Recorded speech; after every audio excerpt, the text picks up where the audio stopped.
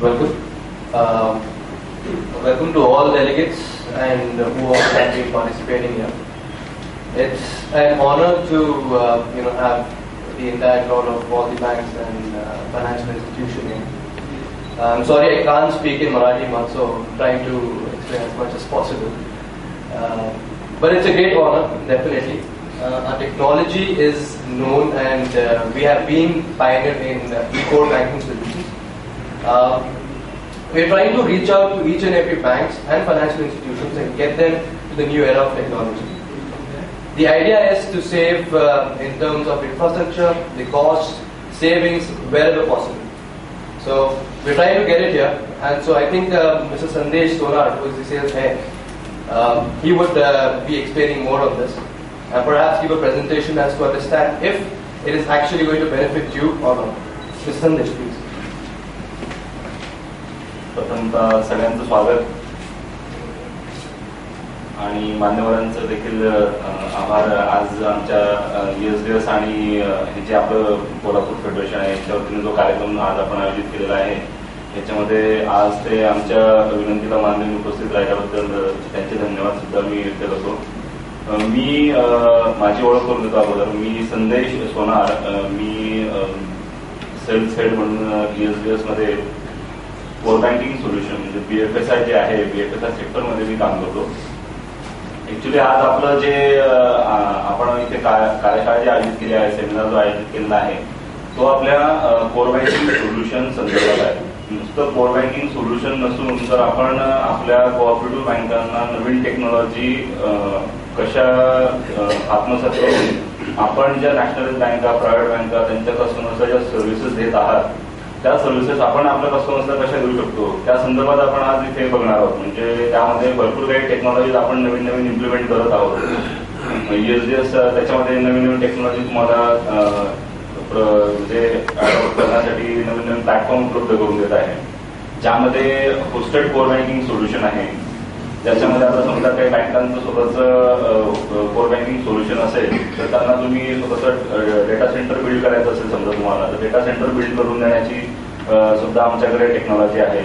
त्याच्यात मॅनपॉवर आहे. त्याच्यानंतर तुम्हाला समजा तुमचं स्वतःचं कोर बँकिंग सोल्युशन आहे, इंटरनेट कनेक्टिव्हिटी तुम्ही केली, सगळ्या ब्रँचेस तुमच्या कम्प्युटराइज आहेत, internet connectivity, inter branch connectivity वगैरे झालेली आहे, तुमचं स्वतःचं डेटा सेंटर आहे. तुम्हाला जर DR करायचं असेल, कारण की आता RBIने प्रत्येक बँकेला कंपल्सरी केलेलं आहे की तुमचं DR सुद्धा असायला पाहिजे. DR म्हणजे काय, डिझास्टर रिकव्हरी सर्व्हिसेस म्हणून एक डेटा सेंटर सारखंच एक दुसऱ्या डेटा सेंटरमध्ये तुमचं सॉफ्टवेअर बँकेचं सॉफ्टवेअर तिकडे असायला हवं आणि ते सिंक्रोनाइज. म्हणजे समजा आज माझं DC जर बंद पडलं, डेटा सेंटर जिथे बंद पडलं मेन साईट, तर सेकंडरी साईट तुम्हाला अवेलेबल झाली पाहिजे.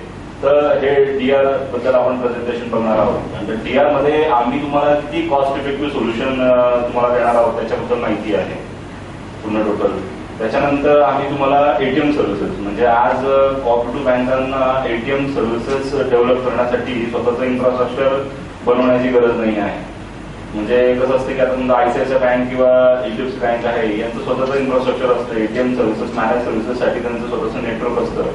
कॅश डिपॉझिट करण्यासाठी, ATM एस्टॅब्लिश करण्यासाठी, इव्हन पिन मॅनेजमेंटसाठी, कार्ड मॅनेजमेंटसाठी, फोन कॉल वगैरे किंवा CRM कस्टमर रिलेशनशिप मॅनेजमेंट याच्यासाठी त्यांचं स्वतःचं इन्फ्रास्ट्रक्चर असतं. त्याची पण सुद्धा गरज नाही आपल्याला. आपण फक्त आपला बँकिंग जो आहे, बँकिंग जो सब्जेक्ट आहे आपला, बँकिंगकडेच आपलं लक्ष द्यायचं. टेक्नॉलॉजी पार्ट पूर्ण तुमचं ESDS सांभाळणार याच्यामध्ये. ESDS तुम्हाला ह्या सर्व्हिसेस सुद्धा देणार आहे. त्यानंतर दुसरं आपण बघणार आहोत की NEFT म्हणजे national electronic fund transfer systems आणि RTGS म्हणजे रिअल टाइम ग्रॉस सेटलमेंट.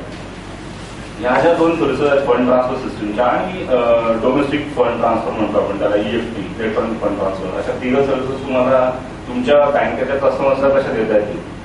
जो आज व्यापारी वर्ग ज्याला डेली RTGS करावं लागतं किंवा NEFT करावं लागतं आणि तो त्या दोन सर्व्हिसेस नसल्यामुळे आपल्याकडून प्रायव्हेट बँक नॅशनल बँकेकडे जातो.